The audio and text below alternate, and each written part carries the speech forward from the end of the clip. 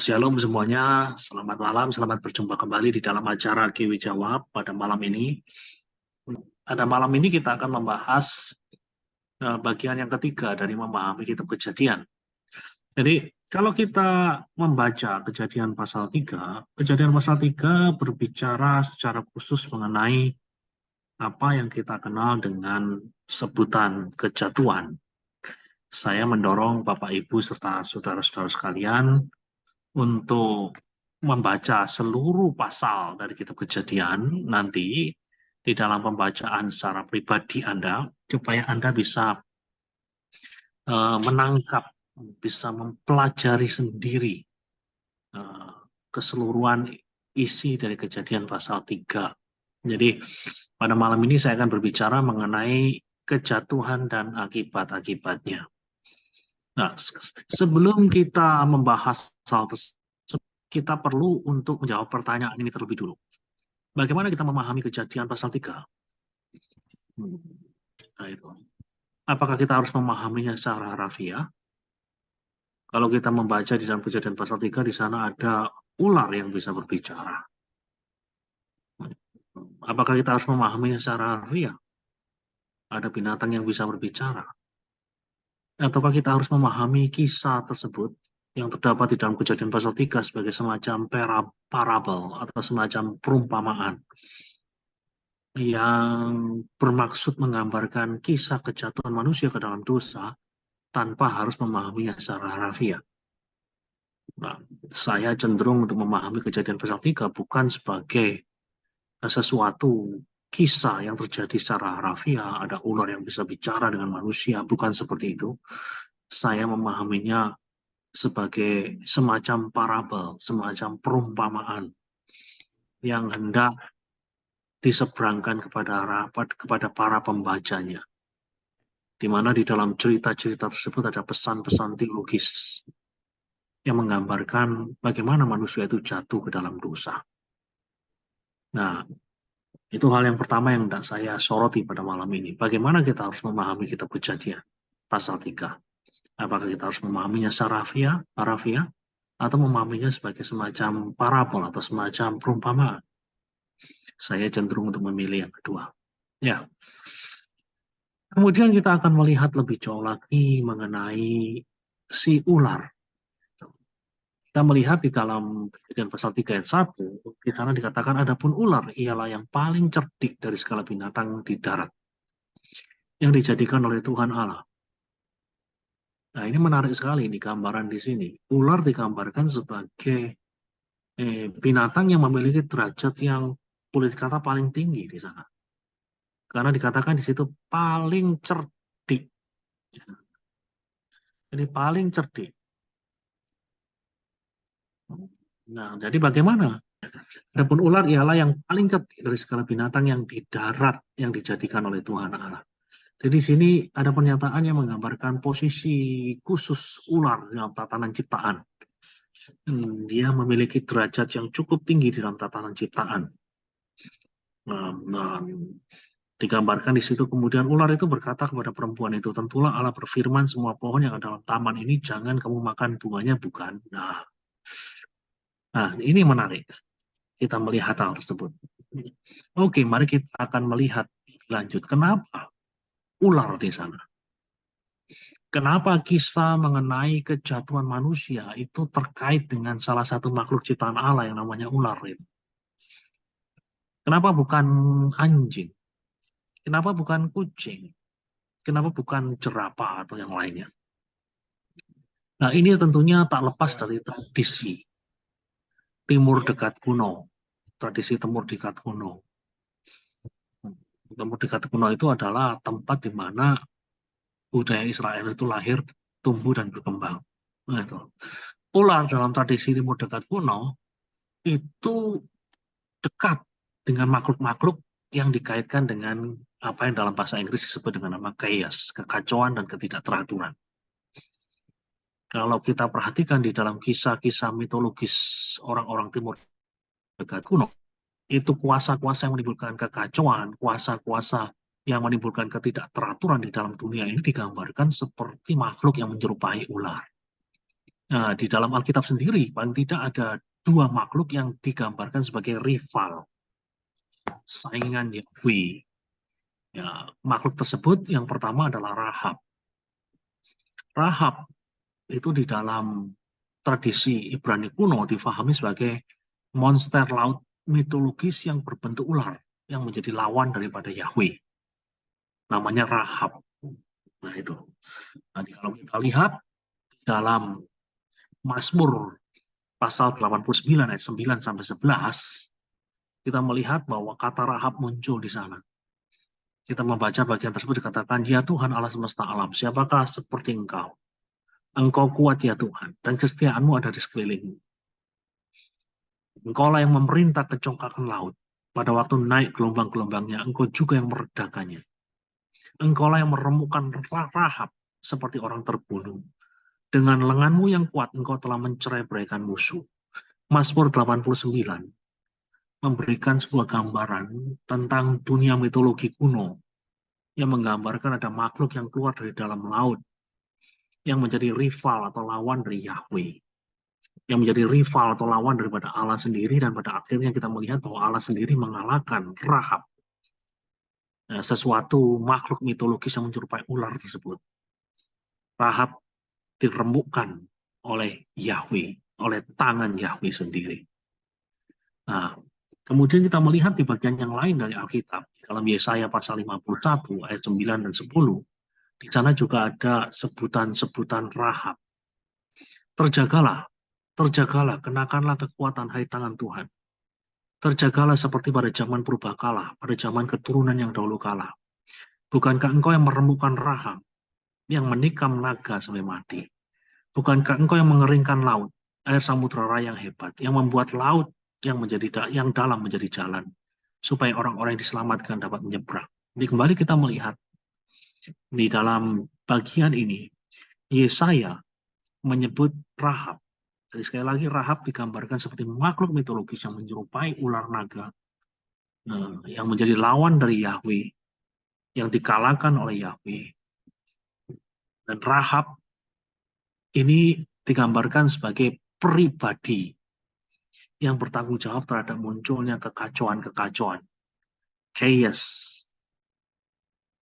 yang bertanggung jawab untuk munculnya apa yang saya sebut dengan non-order, sesuatu yang tidak teratur. Nah, selain Rahab, ada makhluk lain yang disebut dengan nama Lewiatan. Lewiatan juga di dalam tradisi Ibrani kuno dianggap sebagai perwujudan dari chaos, perwujudan dari ketidakteraturan. Dan seperti halnya Rahab yang digambarkan seperti monster yang menyerupai ular naga, nah ini Lewiatan juga digambarkan seperti itu juga, monster yang menyerupai ular dan menjadi rival dari Yahweh. Di dalam Mazmur kita juga melihat referensi-referensi mengenai Lewiatan. Engkaulah yang membelah laut dengan kekuatanmu, yang memecahkan kepala ular-ular naga di atas muka air. Engkaulah yang meremukkan kepala-kepala Lewiatan, yang memberikannya menjadi makanan penghuni-penghuni padang belantara. Jadi kita melihat kata ular di dalam kitab Kejadian tidak bisa dilepaskan dengan gagasan tadi, bahwa ular itu terkait dengan kekuatan-kekuatan chaos. Ular itu terkait dengan kekuatan-kekuatan yang menimbulkan kekacauan, ketidakteraturan. Nah, lalu apa yang kita temukan ketika kita berjumpa dengan si ular di Taman Eden? Jadi kira-kira pelajaran apa ya yang bisa kita temukan ketika kita berjumpa dengan si ular di Taman Eden? Yang pertama adalah dalam kedaulatannya, Tuhan itu memilih untuk tidak memusnahkan evil. Ketika Dia menciptakan dunia ini. Jadi Tuhan tidak menciptakan sebuah dunia yang sempurna. Eden bukanlah sebuah dunia yang sempurna. Karena di dalam Eden itu ada potensi kekacauan yang diwujudkan tadi di dalam bentuk ular. Jadi sekali lagi, apa yang bisa kita lihat di sini adalah bahwa Tuhan memilih untuk tidak memusnahkan evil ketika Dia menciptakan dunia ini. Apa itu evil? Memang kata ini sukar untuk diterjemahkan. Terjemahan yang umum adalah kejahatan. Namun evil itu lebih luas daripada sekedar kejahatan. Evil bukan semata-mata berbicara mengenai pelanggaran moral, seperti mencuri itu evil, mencuri itu jahat, membunuh itu evil, korupsi itu evil, iri hati itu evil, gitu. Namun evil itu berbicara yang lebih luas daripada sekedar pelanggaran-pelanggaran moral. Evil juga berbicara mengenai sesuatu yang buruk yang terjadi begitu saja tanpa adanya penyebab langsung. Misalnya saja terjadinya gunung meletus, topan dahsyat, gempa bumi. Kerap kali terjadi begitu saja tanpa adanya keterkaitan langsung dengan pelanggaran moral yang dilakukan oleh manusia. Gunung meletus, topan dahsyat, gempa bumi, yang mengambil nyawa orang-orang yang tidak berdosa, yang mengambil nyawa bayi-bayi yang baru lahir. Nah, nah, inilah yang disebut dengan evil.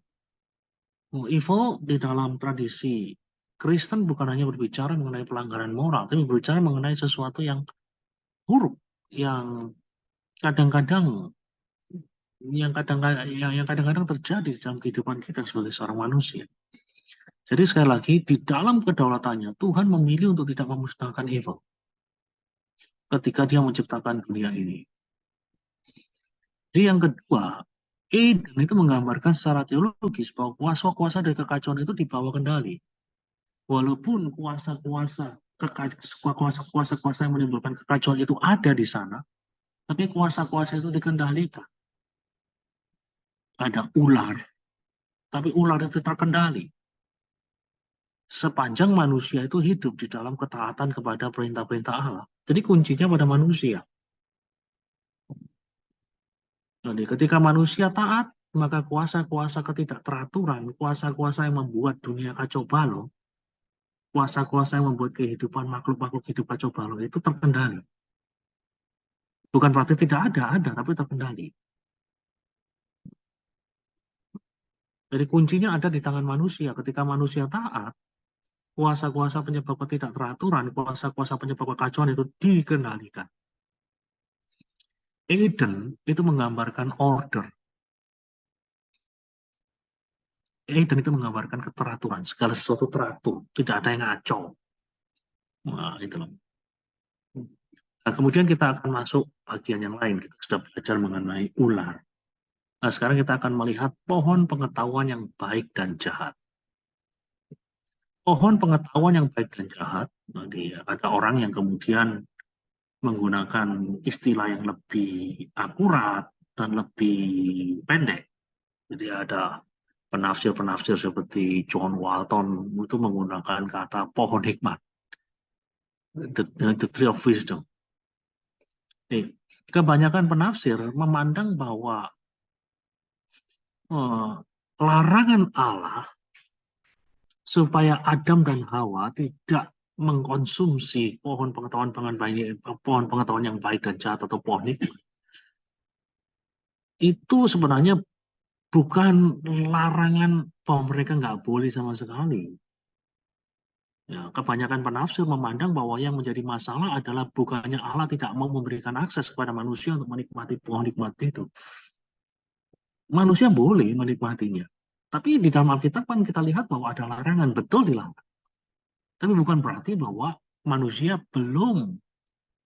manusia tidak boleh sama sekali mengakses atau memakan pohon nikmat itu. Boleh. Dan kebanyakan para penafsir mengatakan pohon nikmat itu boleh dimakan oleh manusia, tetapi dengan cara Allah, bukan dengan cara manusia. Dan yang kita lihat di dalam kitab Kejadian adalah manusia mau mengambil pohon hikmat itu, buah dari pohon hikmat itu dengan caranya sendiri, bukan dengan caranya Allah. Jadi kebanyakan penafsir Perjanjian Lama memahami teks itu bukan pada larangan memakan pohon yang muncul dari makan buah yang muncul dari pohon hikmat itu, bukan. Boleh. hanya di dalam waktu, hanya dalam caranya Tuhan. Dan ini yang gagal dilakukan oleh Adam dan Hawa. Mereka mengambil buah dari pohon hikmat tersebut dengan cara mereka sendiri, bukan dengan cara Tuhan. Mereka lebih mendengar apa yang menjadi bisikan si ular. Lalu kemudian muncul sebuah pertanyaan. Kenapa harus ada pohon hikmat? Nah, beberapa orang bertanya kepada saya, kenapa harus ada pohon hikmat? Kalau seandainya tidak ada pohon itu, kan tidak perlu manusia itu jatuh ke dalam dosa. Bagaimana kita menjawab pertanyaan ini? Memang kita tidak memiliki jawaban yang menyeluruh, jawaban yang lengkap, jawaban yang sempurna berkenaan dengan pertanyaan ini. Namun demikian kita harus memahami bahwa manusia itu diciptakan dengan kehendak bebas sama seperti Allah punya kehendak bebas. Dan pohon hikmat ini menjadi batu uji dari cinta manusia kepada Tuhan. Bisa saja manusia itu diciptakan sebagai makhluk tanpa kehendak bebas yang hanya bisa berkata, aku cinta padamu. Dan tidak bisa berkata, aku tidak mau cinta padamu ya Allah. Namun bukan itu yang dipilih Allah. Allah memilih manusia dengan kemampuan untuk memilih. Bukan kemampuan untuk nurut apa yang menjadi maunya Tuhan saja. Jadi ketika Tuhan menciptakan manusia dengan kehendak bebas, ketika Tuhan menciptakan manusia dengan kemampuan untuk memilih, di situ ada potensi bahwa manusia akan memilih untuk tidak taat kepada Allah. Ada potensi bagi manusia untuk memilih untuk mengatakan tidak cinta kepada Allah. Nah, bisa saja manusia itu dicipta dengan kehendak bebas. Ini alternatif yang lain. Namun cuma diberi kesempatan mengambil satu pilihan. Nah, itu yang repot ya. Jadi kalau kita bicara sebenarnya ada alternatif-alternatif yang bisa Allah lakukan. Yang pertama, manusia diciptakan tanpa kehendak bebas. Bisanya hanya nurut saja. Yang kedua, manusia dicipta dengan kehendak bebas, tetapi tidak diberi opsi pilihan. Pilihannya cuma satu, repot. Gitu loh. Sama seperti zaman dulu saya masih kecil, kalau muter TV itu nggak ada pilihan channel, cuma ada satu, TVRI. Gitu loh. Suka atau tidak suka, ya itu yang harus dipilih. Ya, yang kita lihat di dalam Taman Eden bukan seperti itu. Allah memberi manusia kehendak bebas dan juga Allah memberi opsi-opsi pilihan. Bila hanya ada satu pilihan, itu namanya bukan pilihan. Dan bukan opsi ini yang dipilih oleh Allah. Yang kita lihat di dalam Taman Eden adalah manusia dicipta dengan kehendak bebas dan diberi kesempatan untuk memilih dengan bebas opsi-opsi pilihan yang ada. Dan pohon hikmat menjadi batu ujinya. Apakah manusia mau taat, mau tetap cinta kepada Allah, atau sebaliknya manusia tidak mau taat dan berkata tidak cinta kepada Allah. Dan ternyata manusia memang lebih memilih mendengar suara dari power of chaos tadi. Suara-suara dari kuasa pembuat kekacauan tadi yang ditampilkan di dalam bentuk ular ketimbang suara Allah sendiri. Dan inilah yang membuat manusia jatuh ke dalam dosa. Ketika manusia gagal untuk membuat pilihan yang benar. Ketika manusia membuat suatu pilihan yang keliru. Dan itu yang membuat manusia jatuh ke dalam dosa. Nah, bagaimana kita melihat proses menuju kejatuhan yang dialami oleh Adam dan Hawa? Nah, kalau kita perhatikan baik-baik di dalam pasal 3 ayat 2 sampai ayat 5, kita baca bagian tersebut, lalu saut perempuan itu kepada ular itu, buah pohon-pohonan dalam taman ini boleh kami makan, tetapi tentang buah pohon yang ada di tengah-tengah taman, Allah berfirman, jangan kamu makan, ataupun raba buah itu, nanti kamu mati. Tetapi ular itu berkata kepada perempuan itu, sekali-sekali kamu tidak akan mati. Tetapi Allah mengetahui bahwa pada waktu kamu memakannya, matamu akan terbuka dan kamu akan menjadi seperti Allah, tahu tentang yang baik dan yang jahat. Di dalam 4 ayat ini apa yang bisa kita temukan? Yang bisa kita temukan adalah proses untuk menuju kejatuhan. Proses untuk menuju kejatuhan itu pada dasarnya melibatkan dua hal. Yang pertama adalah mempertanyakan dan meragukan kebaikan Tuhan. Jadi Adam dan Hawa digoda sedemikian rupa oleh si ular. Adam dan Hawa dipengaruhi sedemikian rupa oleh si ular. Sehingga mereka mulai mempertanyakan dan meragukan kebaikan Tuhan. Jadi semua pohon di dalam taman ini boleh kamu makan, kecuali. Nah, kalau kita perhatikan kalimat-kalimat itu saja sudah memberi kepada kita sebuah gambaran bahwa Allah itu murah hati, semua boleh, kecuali satu ini. Nah, dan kemudian si ular memberitahu kepada Adam dan Hawa, satu ini nggak boleh dimakan, oleh karena kalau kamu makan ini, kamu akan jadi seperti dia. Ah, Allah nggak mau disaingi, seolah-olah begitu. Seolah-olah si ular mengatakan, Allah nggak mau disaingi oleh kamu. Karena kalau kamu makan, kamu akan jadi seperti dia. Jadi kalimat-kalimat yang dilontarkan oleh si ular ini adalah kalimat-kalimat yang mendorong Adam dan Hawa untuk mempertanyakan dan meragukan kebaikan Tuhan. Nah, hati-hati loh saudara-saudara sekalian di dalam kehidupan kita. Proses untuk menuju kejatuhan itu kerap kali juga mengambil rute yang sama. Rute tersebut adalah ketika kita mulai mempertanyakan kebaikan Tuhan. Ketika kita mulai meragukan kebaikan Tuhan. Nah, kalau kita mendengar suara-suara yang lain, bukan suara-suara firman Allah, bukan suara-suara Roh Kudus, tapi suara si penggoda yang muncul dalam berbagai macam bentuk, bisa jadi itu muncul di dalam bentuk manusia, bisa jadi muncul dalam bentuk kawan Anda, atau melewat media-media yang saudara saksikan, yang ujung-ujungnya adalah mempertanyakan dan meragukan kebaikan Tuhan di dalam hidupmu, hati-hati. Dan itu bisa membuat Anda jatuh seperti Adam jatuh ke dalam dosa. Itu yang pertama. Yang kedua, proses untuk menuju kejatuhan itu melibatkan hal ini. Mendengarkan firman Allah yang telah dikorupsi. Firman Allah yang telah ditambah atau dikurangi. Dan inilah pintarnya si ular itu. Si ular berbicara bukan mengenai sebuah kalimat yang salah 100%. Bukan. Si ular datang di dalam kehidupan Adam dan Hawa dengan membawa kebenaran yang sudah dipelintir. Dengan membawa kebenaran yang sudah dikurangi. Dengan membawa sebuah kebenaran yang telah diubah. Jadi firman Allah yang diterima oleh Adam dan Hawa bukan lagi firman Allah yang murni, bukan lagi firman Allah yang utuh, tapi firman Allah yang telah dikorupsi di sana dan di sini.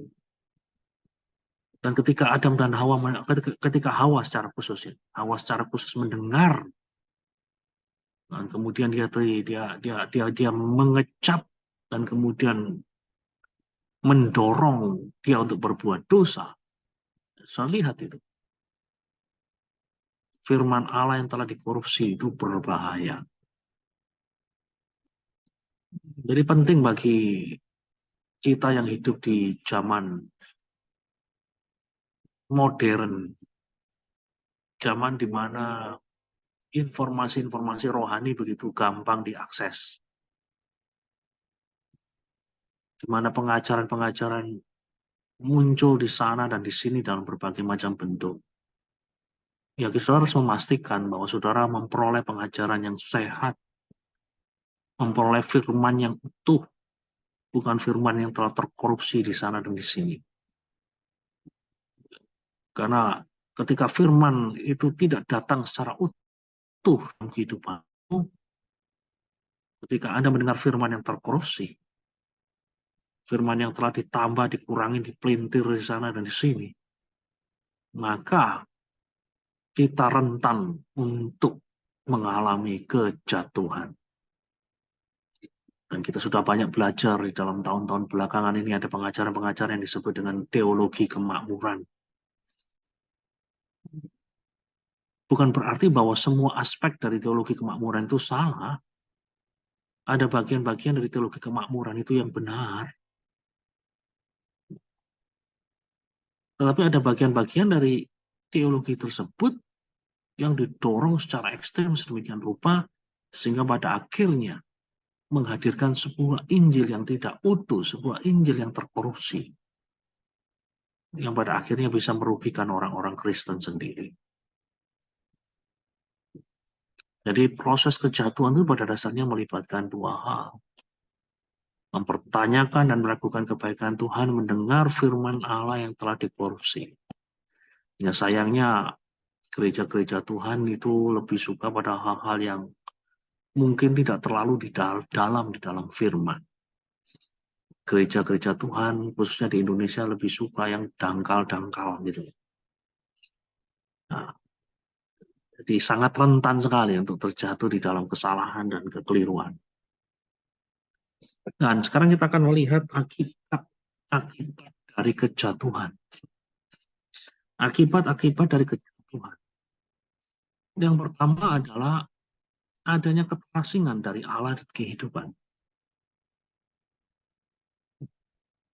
Kita melihat di dalam pasal 3, 23, dan 24, lalu Tuhan Allah mengusir dia dari Taman Eden supaya ia mengusahakan tanah dari mana ia diambil. Ia menghalau manusia itu, dan di sebelah timur Taman Eden ditempatkannya beberapa kerub dengan pedang yang bernyala-nyala dan menyambar-nyambar untuk menjaga jalan ke pohon kehidupan. Nah, saudara-saudara sekalian, di dalam bagian ini kita melihat Adam diusir dari Eden.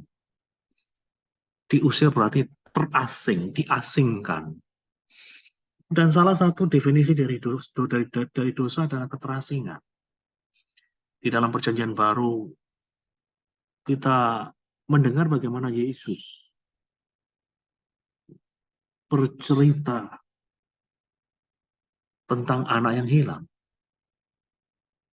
Anak yang meninggalkan rumahnya, terasing dari keluarganya, hidup di negara atau di negeri atau di tanah di mana dia tidak memiliki orang-orang yang begitu dekat dan mengasihi dia. Cerita anak yang hilang berbicara mengenai keterasingan. Salah satu definisi dari dosa adalah keterasingan. Manusia terasing dari Allah. Dan nanti di dalam Kejadian pasal 4 kita juga membaca bagaimana manusia bukan hanya terasing dari Allah, tapi manusia juga terasing dari sesamanya. Ketika Kain terusir oleh karena membunuh Habil. Kain terasing dari Adam dan Hawa yang melahirkan dia. Terasing dari saudara-saudaranya. Yang mungkin namanya tidak dicatat di dalam Alkitab. Dosa mengakibatkan keterasingan.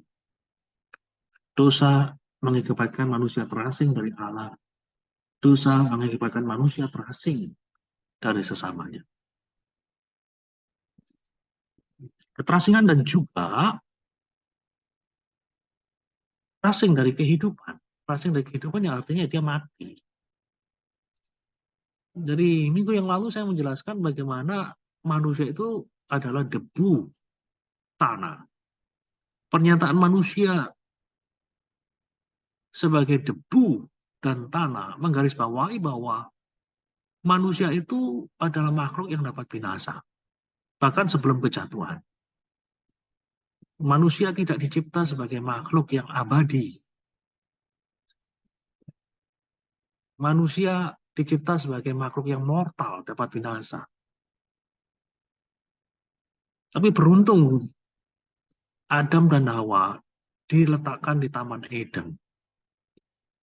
Di Taman Eden ada pohon kehidupan di samping pohon hikmat.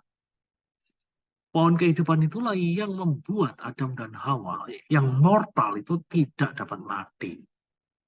Ada akses kepada pohon kehidupan. Ketika Adam dan Hawa jatuh ke dalam dosa, mereka terusir dari Taman Eden. Tidak ada akses bagi mereka untuk menikmati pohon kehidupan. Dan itulah yang membuat mereka mati nantinya. Kita membaca nanti di dalam kitab Kejadian bagaimana Adam dan Hawa juga mati. Ya, jadi akibat dari dosa adalah keterasingan dan berakhirnya kehidupan fisik atau kematian. Yang kedua adalah hilangnya keintiman dengan Allah. Dosa menyebabkan hilangnya keintiman dengan Allah. Kita membaca di dalam kitab Kejadian 3 ayat 8 sampai 10. Ketika mereka mendengar bunyi langkah Tuhan Allah yang berjalan-jalan dalam taman itu pada waktu hari sejuk, bersembunyilah manusia dan istrinya itu terhadap Tuhan Allah di antara pohon-pohonan dalam taman. Tetapi Tuhan Allah memanggil manusia itu dan berfirman kepadanya, di manakah engkau? Ia menjawab, ketika aku mendengar bahwa engkau ada dalam taman ini, aku menjadi takut. Karena aku telanjang, sebab itu aku bersembunyi. Nah, saudara-saudara sekalian perhatikan, sebelum adanya dosa, ada hubungan yang cukup intim di antara Allah dan manusia. Namun ketika Adam dan Hawa jatuh ke dalam dosa, ada semacam barier, ada semacam penghalang yang membuat manusia tidak lagi mengalami hubungan yang intim dengan Tuhan, mengalami hubungan yang penuh berkat, mengalami kehidupan yang penuh dengan shalom. Ketika Adam dan Hawa jatuh ke dalam dosa, akibat langsung adalah mereka ketakutan. Mereka harus bersembunyi. Ketika secara antropomorfik Allah digambarkan berjalan-jalan di dalam taman. Sampai Allah dikatakan Allah mencari mereka. Menarik sekali di sini. Allah mencari mereka. Allah mencari mereka. Itu sudah ada di dalam kitab Kejadian itu. Di manakah engkau, Adam? Inisiatif selalu berasal dari Allah.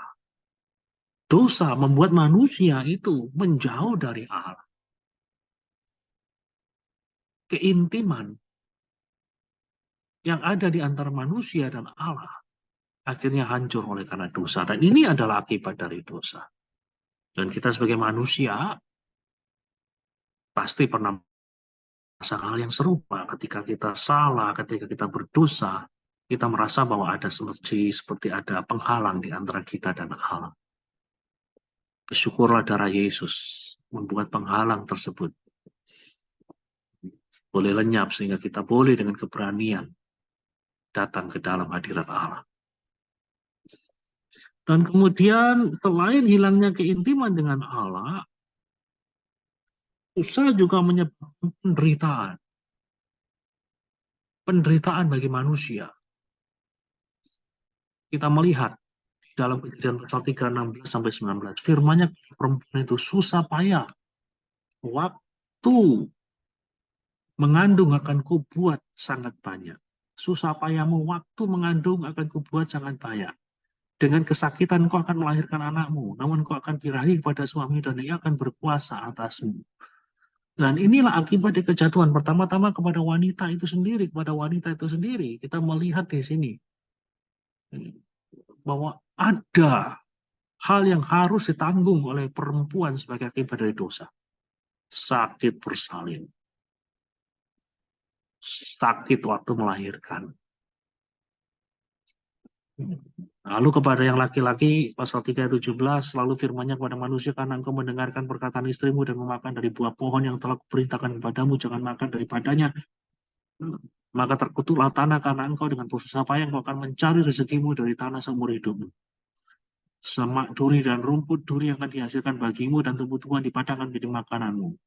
Dengan berpeluh engkau akan mencari makananmu sampai engkau kembali lagi menjadi tanah. Karena dari situlah engkau diambil sebab engkau debu dan engkau akan kembali menjadi debu. Sepanjang hidup manusia, di sini ditujukan pada para lelaki, engkau akan mengalami kesulitan. Engkau akan bekerja keras untuk menyambung hidupmu. Kehidupan tidak lagi semudah di Eden. Di Eden ada kerja. Kerja bukan akibat dari kejatuhan. Namun kejatuhan membuat kerja jadi lebih berat. Kejatuhan membuat kerja itu kadang-kadang menjadi kehilangan makna. Ada orang-orang yang kelihatannya di dalam pekerjaannya sukses luar biasa, namun ujung-ujungnya hatinya kosong. Dan beberapa dari antara mereka kemudian mengakhiri hidup, padahal mereka dipandang sebagai orang yang sangat sukses. Seperti Robin Williams, seorang artis dengan bayarannya cukup tinggi, pernah merebut piala Oscar, sukses, dikenal oleh banyak orang.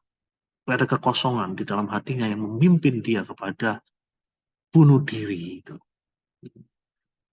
Kerja sukses tapi kosong. Nah, inilah akibat dari kejatuhan. Kerja itu sendiri pada dasarnya tidak salah. Kerja itu sendiri pada dasarnya sudah ada sebelum kejatuhan. Kerja itu bukan dosa. Tapi kerja menjadi susah. Kerja menjadi kehilangan makna oleh karena adanya kejatuhan. Jadi kita melihat inilah yang dialami oleh manusia, penderitaan. Yang di dalam kitab Kejadian, perempuan akan melahirkan anak dengan proses yang sangat menyakitkan. Laki-laki akan bekerja keras untuk menyambung hidup mereka. Dan kadang-kadang mereka harus berjumpa dengan kenyataan bahwa apa yang mereka kerjakan itu sia-sia. Nah, itu akibat dari kejatuhan yang pertama. Yang ketiga, yang keempat sekarang, kutuk atas tanah dan si ular. Jadi kutuknya bukan pada manusia loh. Bukan, kalau kita perhatikan baik-baik, kutuknya itu kalau kita baca di dalam kitab Kejadian pasal 2, kata kutuk itu ditujukan pertama-tama kepada tanah dan yang kedua kepada ular, bukan kepada manusia. Kejadian 3 ayat 17, selalu firman-Nya kepada manusia, itu karena engkau mendengarkan perkataan istrimu dan memakan dari buah pohon yang telah kuperintahkan kepadamu, jangan makan daripadanya, maka terkutuklah tanah karena engkau. Jadi yang dikutuk itu tanah. Terkutuklah tanah karena engkau, oleh karena perbuatanmu, oleh karena ketidaktaatanmu. Tanah terkutuk. Nah, oleh karena tanah itu terkutuk, maka engkau akan bersusah payah untuk mencari rezeki dari tanah seumur hidup. Jadi yang dikutuk itu bukan manusia, yang dikutuk itu adalah tanah karena perbuatan manusia. Itu akibat dari dosa. Kemudian yang kedua, lalu berfirmanlah Tuhan Allah kepada ular itu, engkau berbuat demikian terkutuklah engkau. Ya, yang dikutuk adalah ular di antara segala ternak dan di antara segala binatang hutan. Dengan perutmu engkau akan menjalar dan debu tanah yang akan kau makan seumur hidupmu. Nah, saudara-saudara sekalian, sekali lagi, yang dikutuk itu tanah dan ular. Lah, apa makna dari pengutukan ular ini? Nah, kita kembali kepada teks yang pertama kali tadi kita baca. Ular yang digambarkan sangat cerdik dan punya hubungan yang cukup dekat dengan manusia dari semua binatang yang disebutkan punya relasi dengan manusia, ular. Jadi lihat posisinya di dalam kitab Kejadian itu cukup tinggi sebelum kejatuhan. Sangat cerdik, punya hubungan dekat dengan manusia yang menjadi wakil Allah, yang disebut sebagai manusia yang disebut sebagai imago Dei, itu gambar Allah, itu punya hubungan yang cukup dekat dengan ini. Sebelum kejatuhan itu digambarkan sebagai makhluk yang punya derajat yang cukup tinggi. Namun sesudah kejatuhan kita melihat bagaimana posisinya dibanding. Ular digambarkan sebagai makhluk yang hina, jalannya merayap, makannya makan debu tanah. Itu adalah dalam bahasa Inggris ada sebuah kalimat yang namanya humiliation. Jadi betul-betul direndahkan, betul-betul dibanting. Jadi kita melihat gambaran apa yang terjadi sebelum kejadian dan sesudah kejadian. Sebelum kejadian ular itu punya derajat tinggi, sesudah kejatuhan ular itu ya betul-betul punya derajat yang sangat-sangat rendah sekali, dibanding habis-habisan. Dan kemudian sebelum kejadian ular dan manusia digambarkan bisa hidup bersama, sesudah kejatuhan ular dan manusia menjadi musuh bebuyutan. Nah, ini sesuatu yang cukup menarik untuk diamati. Era prakristen, khususnya dalam dunia Ibrani kuno, Kejadian 1 menjelaskan kenapa ular itu hidup jauh dari manusia. Kenapa ular itu tidak hidup bersama-sama dengan mereka gitu. Kenapa ular itu ada di gurun, di mana? Nah, dan kenapa mereka memiliki hubungan yang tidak baik dengan manusia, memiliki hubungan yang cenderung saling membinasakan satu sama lain. Nah, ini kita bisa menjelaskan hal ini. Nah, baru di kemudian hari, ketika kekristenan muncul, kita Kejadian pasal 3 dipahami sebagai risalah teologis yang menggambarkan ular sebagai setan yang membuat manusia jatuh. Di era prakristen, khususnya di dalam pikiran orang-orang Ibrani kuno, ular itu tidak difahami sebagai setan. Di kemudian hari saja kekristenan muncul, dan yang namanya wahyu itu kan sifatnya progresif, jadi semakin hari semakin jelas. Maka baru di kemudian hari ada risalah-risalah teologis yang menggambarkan ular sebagai setan yang membuat manusia jatuh. Dan pada akhirnya benih dari perempuan yang dipahami sesudah masa Kristen Yesus. Nah, benih dari perempuan itulah yang akan meremukan kepala si ular. Ini menjadi bagian yang dikenal dengan istilah proto-evangelicum, yaitu pemberitaan Injil yang paling awal. Kejadian 3 ayat 15, aku akan mengadakan permusuhan di antara engkau dan perempuan ini, antara keturunanmu dan keturunannya. Keturunannya akan meremukkan kepalamu dan engkau akan meremukkan tumitnya. Nah, dari sini kita sudah belajar banyak mengenai kejatuhan. Kita sudah belajar mengenai bagaimana proses kejatuhan itu terjadi. Dan kita juga sudah mempelajari apa akibat-akibat dari kejatuhan, apa akibat-akibat dari dosa itu. Sesuatu yang kelihatannya cukup mengerikan. Dosa mengakibatkan keterasingan, dosa mengakibatkan kematian, dosa mengakibatkan kehilangan keintiman, dosa mengakibatkan alam semesta itu terkutuk, sehingga manusia harus bekerja keras untuk menyambung hidupnya. Juga ada penderitaan, khususnya digambarkan dari sudut pandang perempuan, yang harus sakit payah pada waktu melahirkan. Inilah akibat-akibat dari dosa. Tuhan memberkati kita semua.